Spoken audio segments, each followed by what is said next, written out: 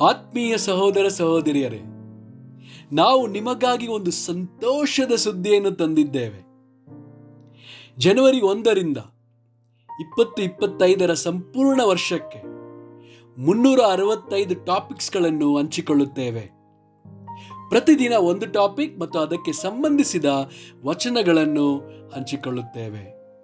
ಇದನ್ನು ಕೇಳಿ ಧ್ಯಾನಿಸಿ ಆಶೀರ್ವಾದ ಹೊಂದಬೇಕೆಂದು ಪ್ರೋತ್ಸಾಹಿಸುತ್ತೇನೆ. ದಯವಿಟ್ಟು ಸಬ್ಸ್ಕ್ರೈಬ್ ಮಾಡಿ ನಿಮ್ಮ ಸ್ನೇಹಿತರೊಂದಿಗೆ ಹಂಚಿಕೊಳ್ಳಿ.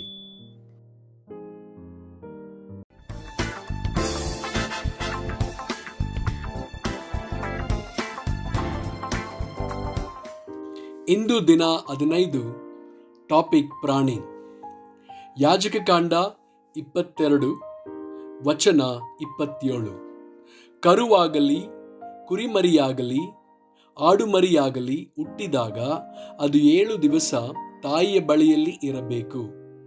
8ನೆಯ ದಿವಸ ಮೊದಲುಗೊಂಡು ಅದನ್ನು ಯೆಹೋವನಿಗೆ ಹೋಮವಾಗಿ ಸಮರ್ಪಿಸಿದರೆ ಅಂಗೀಕಾರವಾಗುವುದು. ಧರ್ಮೋಪದೇಶ ಕಾಂಡ 22, ವಚನ 6.